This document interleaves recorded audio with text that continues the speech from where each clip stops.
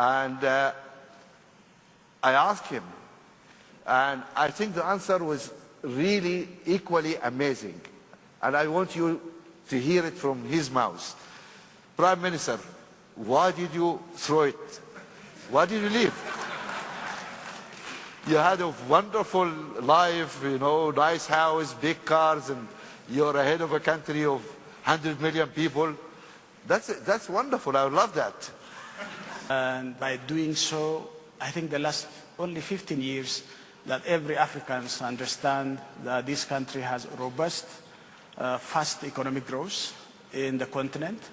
Even last week in the spring meeting of IMF, I came to understand the report shows that Ethiopia is the fastest growing economy, again in Africa, with 8.5% growth annually. Yeah, I think this has been an inspiration for many African countries that it's possible to grow very fast, but this growth has to be shared, equitable, and sustained.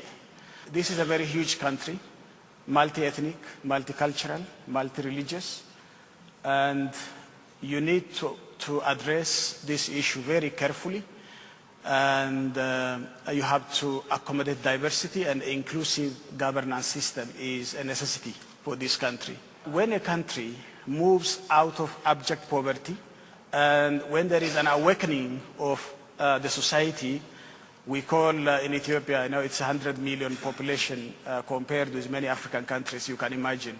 When this giant,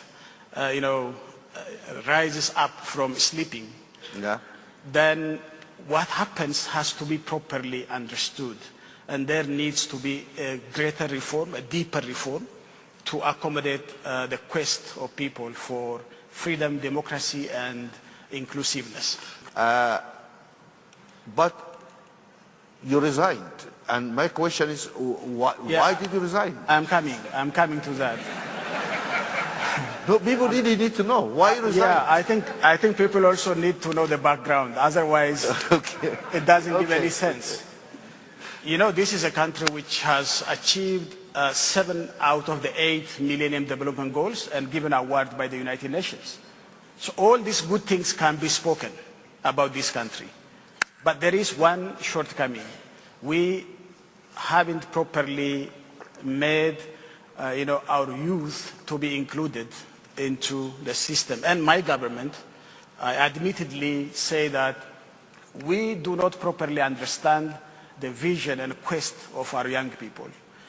And, we focused also on human resource development in order to address the skill gap.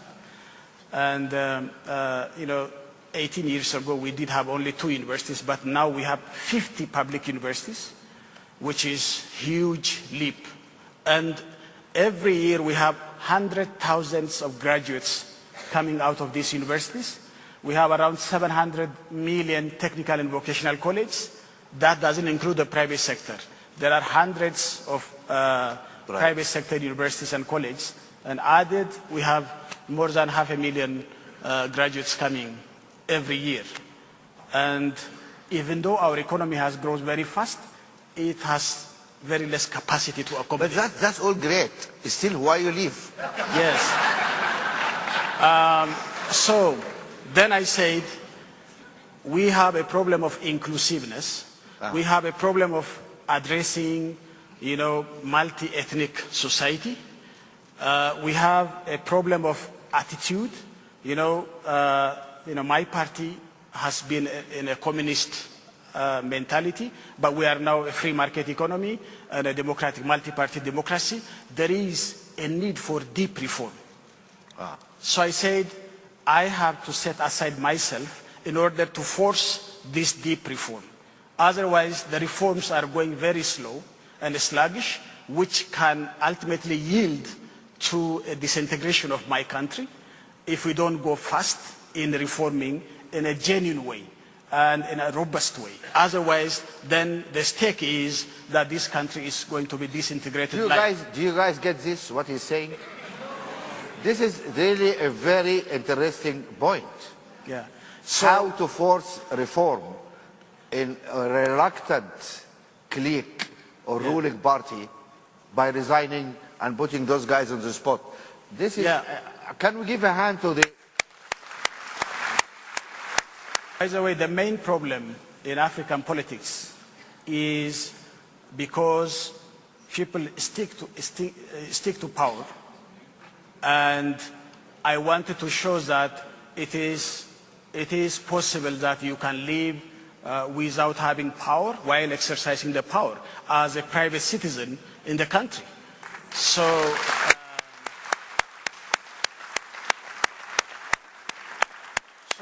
there is no need to cling to power. I am professional.